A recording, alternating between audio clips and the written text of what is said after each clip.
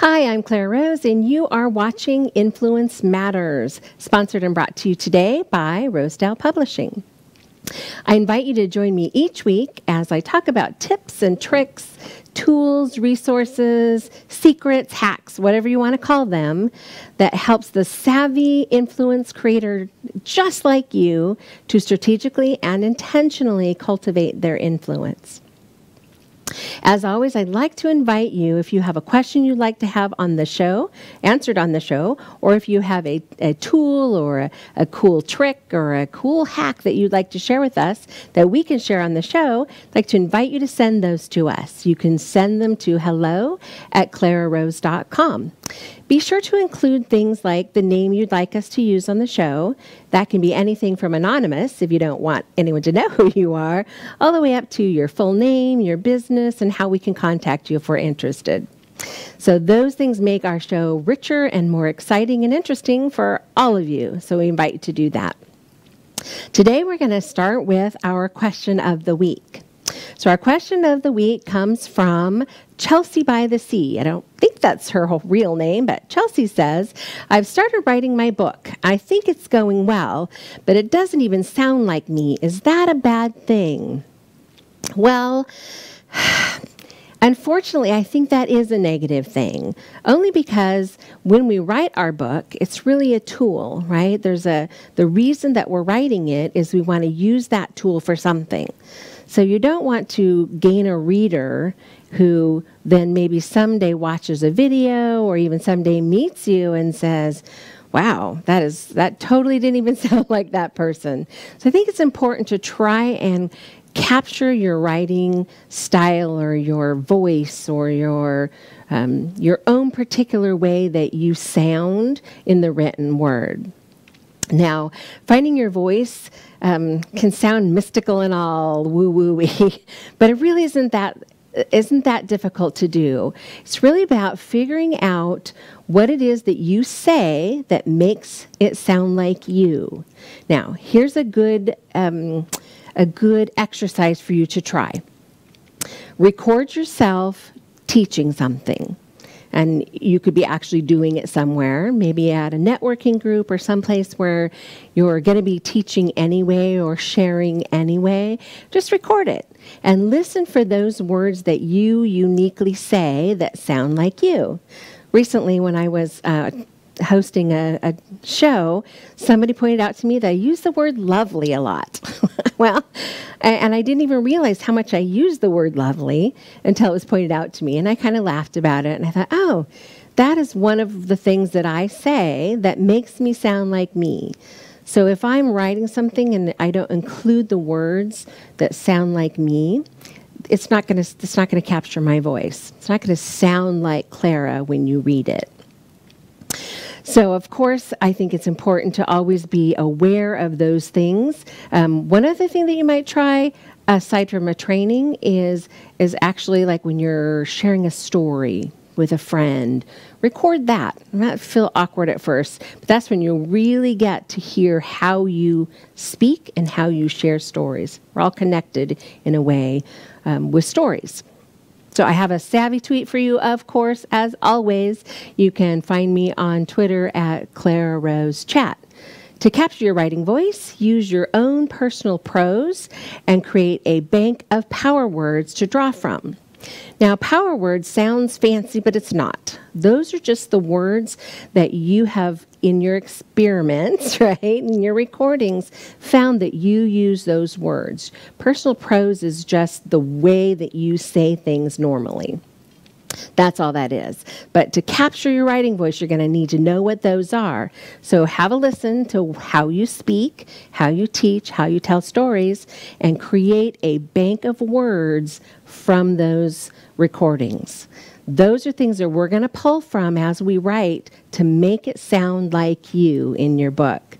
So I call that finding your voice. We're all unique, right? We're all different, and I want to encourage you to own your uniqueness. Own your own uniqueness. Own those pieces about you that's different. This can be a little scary for some people, but as I work with authors, I really encourage them to make a point of being who they are, stepping into and owning what makes you different from other people. This can be scary. Sometimes we're afraid to stand out or be different. Now, let me tell you why it's super important to stand out and be different. First of all, think of some people who have been really successful, like a Steve Jobs, Mark Zuckerberg, or J.K. Rowling. Those are just a few people, but you could probably come up with a whole list of people that are successful in what they do. Could it be that they're not the best at what they do, but perhaps they're just finding a way to stand out and be different and be noticed? Right? I'd like to just pose that to you. Perhaps they're the best at what they do, but perhaps they've just found a way to stand out and get noticed. So that is something that you're going to need to do as well as you capture your voice. You want to be uniquely who you are so you can stand out and you can be different so you will be remembered. I caution you, especially on social media, to remember that if you're not standing out, you're blending into a very large sea of people. So, if you're weird, own it. Find the people who are weird like you. Those are your people. Authenticity really does matter. So, the great Ralph Waldo Emerson said, to be yourself in a world that is constantly trying to make you something else is the greatest accomplishment. So, clearly people have been saying it for a long time, but authenticity really does matter. Be who you are. Own it. And if you do that in your writing, people will connect with you on a level that is as if they knew you. In fact, one of the most exciting things to me is when an author that we've just published their book says, oh my gosh, my mother or my grandmother or my best friend read the book and said it was like sitting across the table from me having a conversation. That's a huge win. We have truly captured their voice, and that's super exciting to me. That's how you're going to relationally connect with people as they read your work. Okay, I have another savvy tweet for you. Hop on over to Twitter at Clara Rose Chat is where I'm at, and tweet this out. Own your uniqueness. You will attract the right people. They will become your peeps. Let's talk about communication. Now, it doesn't sound like this should be important when we're talking about finding your voice, but it is. At least 75% of our communication is nonverbal. So what do I mean by that? Well, I'm talking about things like facial expression, tone of voice, body language, all of the things that are the non-word pieces. So somebody has their hand on their hip and they're scowling at you. That conveys something that no words convey. No words are necessary to convey. Am I right? Of course. When you're having a conversation with somebody, if they're leaning in, they're paying attention and they're engaged. If they're sitting back, slunched down in their chair, looking at their phone, besides being terribly rude, they are not engaged with you. The words that you say don't have the same meaning because the nonverbal communication is not there. Now, so what does that mean for us as writers? If 75% of all communication is nonverbal, what does that mean to us? What that means to us is that your words alone must work harder, right? So that we have to say what we want to say in the written word without all of the nonverbal cues. Here's a pro tip for you. We don't write like we speak. So not only do our words have to work a little bit harder, well, a lot harder actually, but it's going to be different than the spoken word anyway. So it's a different kind of communication, but we want to be as engaging as if we were having a conversation with somebody. You say, Clara, I don't even know how to begin to do that. Well, it really is going to start with you capturing your voice, sounding like who you are, and then, of course, getting your message crafted for the world in such a way that makes sense to them. Now, this is a no-brainer that I guess I've talked about it before, and you may have heard me talk about it. Please don't be boring. We've all had those moments where we're at a conference or we're in a board meeting or a business meeting, or we're in church or listening to a sermon perhaps, and the speaker's not really all that engaging, right? It's happened to all of us. Sometimes they're boring things because the topic is boring, but I don't believe that a speaker needs to be boring, and we certainly don't want our writing to be boring. So we need to find ways to engage people so that they're not bored out of their mind when they're reading your book or reading your article, reading whatever your written word that you've put out there is. We want to make sure that we're not boring so that our message is getting across. I'm going to say that one of the best ways that you can not be boring is to learn to paint a picture.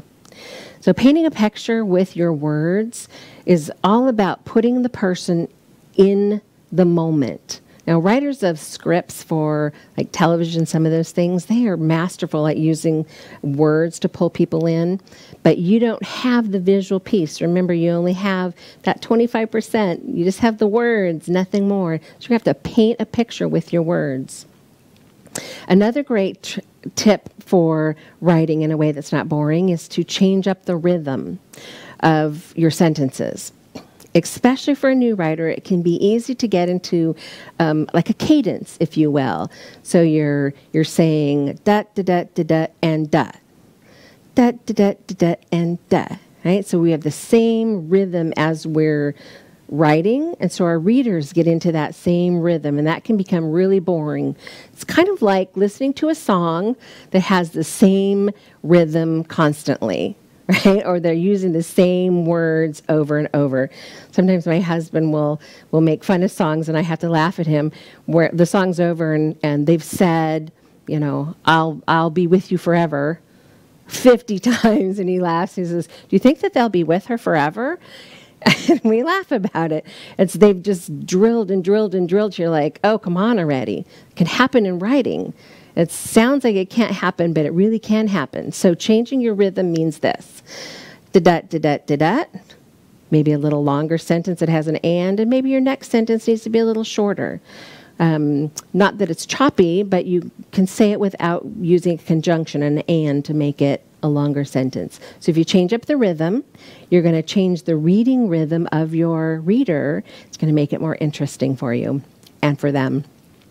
Arouse curiosity. So you want to write in such a way that people want to know what's next, what's going to happen next, right? And that's good storytelling. It takes some practice, and you need to remember this is a craft that you're honing.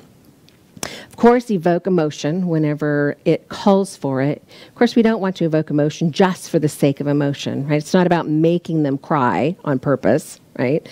It's about if it calls for, the storyline calls for emotion, that you do it in such a way that it brings emotion to the surface for them. I think that makes it less boring. And then, of course, avoid jargon. And because I specialize in nonfiction business books, it can be easy for one of my authors to fall into the jargon usage trap. But in truth, if you're not in their industry, you may not know what some of those words mean. I experienced this myself when I was originally naming the publishing company that I own. And I called it Rosedale Word Crafters. So to me, that made perfect sense. I'm a word crafter. I craft words. My authors are word crafters. But people didn't connect with it. It's kind of a jargon within the industry. The same thing is true for matters, front matter and back matter of a book. People didn't know what that meant, but I used it regularly. Front matter is everything that falls before the core content. Back matter is everything that falls after the back, after the content. So front matter, back matter. Made perfect sense to me, but it was like I was speaking another language to my new author. So I had to work on that. So including jargon can be dangerous in that unless it's written specifically by someone in an industry, for that same industry, you're going to lose your reader by being too jargony. Of course, play with words. I love plays on words. Even this show, Influence Matters. It's a play on words. Influence matters, meaning it's a matter of influence, and then matters of influence. And influence matters, because influence does matter. And the matter of influence is all the pieces. So fun play on words. Maybe not everybody got that when I named this show, but I love play on words, and there are other people out there who do as well. So just experiment with that a little. Don't get too crazy, because sometimes you can lose people. And then, of course, remember to use sensory words. We are sensory people. So we feel, we touch, we see, we taste, we smell. Those are all sensory words that we can use to make our story more engaging, paint a better picture, and make our words less boring to our reader. And then, of course, be concise. I'm the queen of crossing out extra so's and that's and words that we just don't need to say. Now, we say them when we speak, of course, but remember I said we don't speak the way we write, or we don't write the way we speak, whichever way you want to look at that. When you're writing, things need to be concise and clean and clear.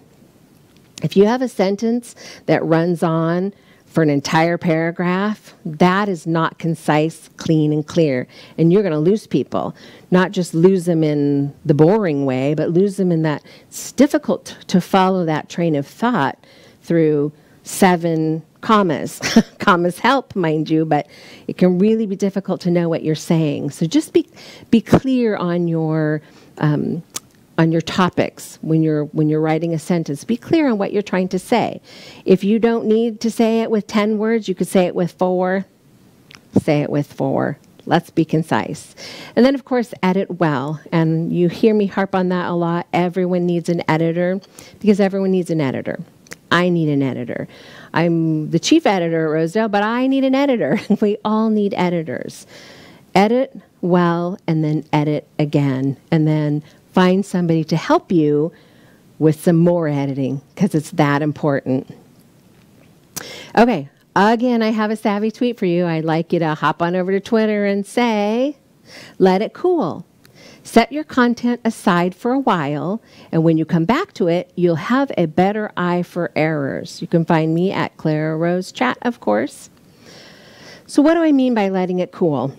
Of course, it's an industry jargon that I'm using on you after I just told you not to do that in writing, but I'm going to use it on this show. It is industry jargon for set it aside, obviously. So when you write something, make time in your schedule, in your deadlines, to set it aside, to let it cool. Set it aside so that when you come back to it, you will read what you wrote, not what you think that you wrote. So it's super easy to fall into that trap of what I'm thinking in my brain is what actually came out of my fingers onto the paper, right? So if you've let it cool for 24 hours, 48 hours, the bigger the piece of work, the longer I recommend letting it cool. Come back to it. You're going to find those errors that you didn't see before. It's an interesting thing to me when I work with new authors on a book, or even repeat authors on a book. When we are all the way done, we have literally been through every one of their chapters multiple times, right? We went through it in the beginning when they wrote the chapter, and then I went and I developmentally edited it so it was clean, clear, grammatically correct, a little more concise and crisp, if you will, and then sent it back to them for them to pile on or say, yeah, I love those. And then at the end, when we've compiled all of those chapters, pulled them together, we've been through all the chapters again, and still at that point, we're finding things that we think we said, but we didn't really say. And then this is even more important when you get that first copy, that proof copy of your book back in, you're going to even find more that you didn't see in the digital world that you can catch in the physical world as you peruse through that copy. That's why we get one of those copies, right? We get a proof copy so we can go through and go, oh, look what we missed. Editing is such an important piece when you put out something of quality. If you don't care, if it's just a tool for you that I'm probably not going to sell them, I'm going to use them as a from the stage, I have a book kind of thing, or you're going to use the title, maybe it's not as important, but when somebody reads that and goes, oh my gosh, this person, look at how terrible this is, it does impact them.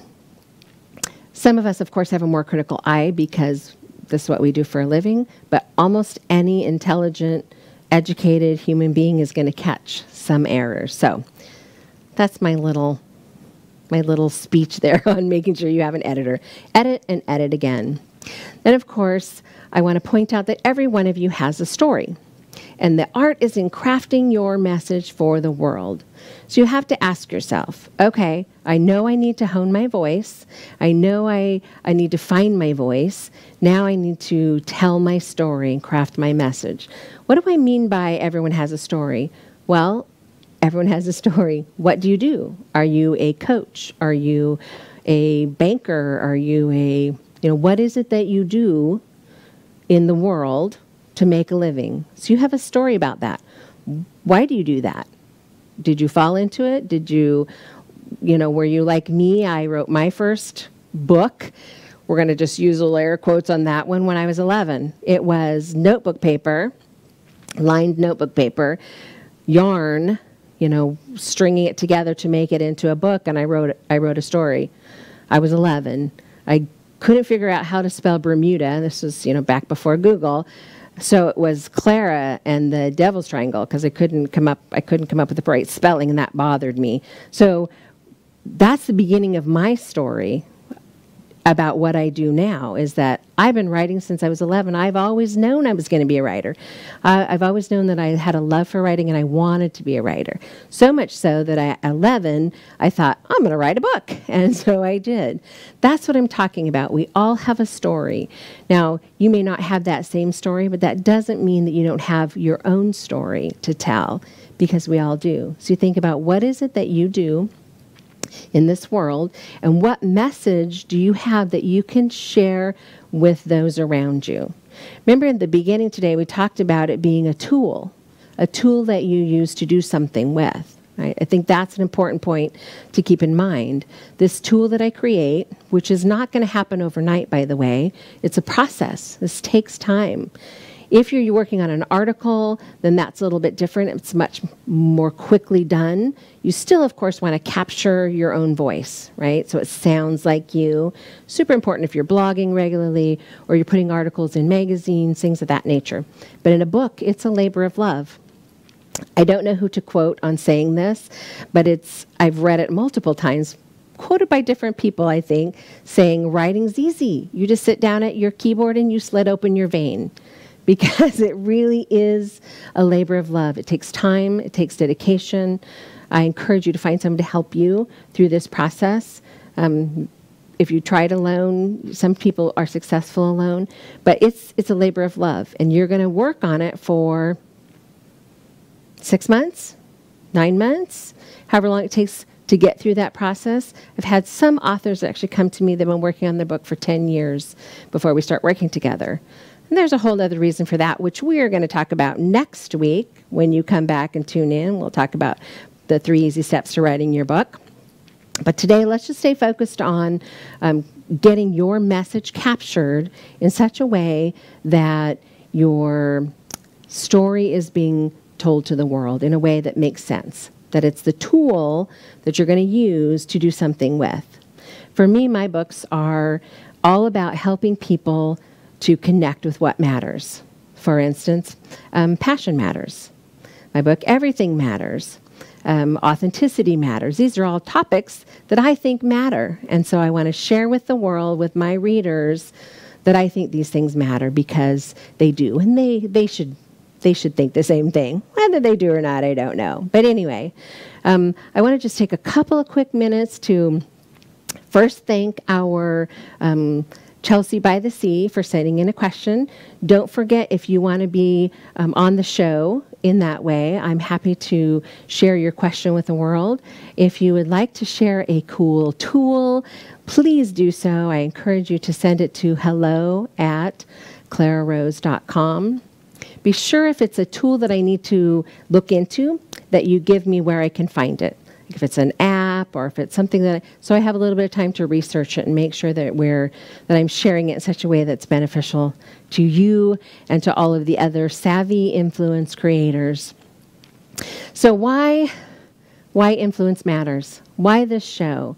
Because each one of us as an influencer, as a potential influencer, a newbie influencer, or even a full-fledged wow, you're impressive influencer, we all need to continually be working towards strategically and intentionally cultivating our influence. It doesn't happen by accident. It doesn't happen overnight, but it's a labor of love, kind of like your book. So I'm looking forward to hearing from each of you as you send in your tips, tricks, tools, resources, hacks, secrets, whatever they are, so that we can put them on the show and make a difference for all of us. And then, of course, answer any questions that might be on your mind that you're not sure what to do with. So as we wrap up today, let's just do a quick recap on the things that we talked about. First, we talked about honing your voice, finding your voice, building that power bank of words, right? Make sure you do that before you start any writing, whether you're going to start a book or even an article. Pull those words together because we want your reader to say, oh, I know this person. I want you to write in such a way that they connect with you on a personal level. It sounds like a silly exercise, but I promise you it makes a huge difference in the finished work that you put out there. Of course, don't be boring. We touched on how to not be boring. So if you would like that list, you can shoot me an email, hello@clararose.com. I'm happy to share that list with you. And if you have any other questions that you don't feel like you want shared on the air, you can certainly drop me an email, and I'm happy to respond in that way as well. Of course, if you're looking to write your book, I'm happy to help you through that process.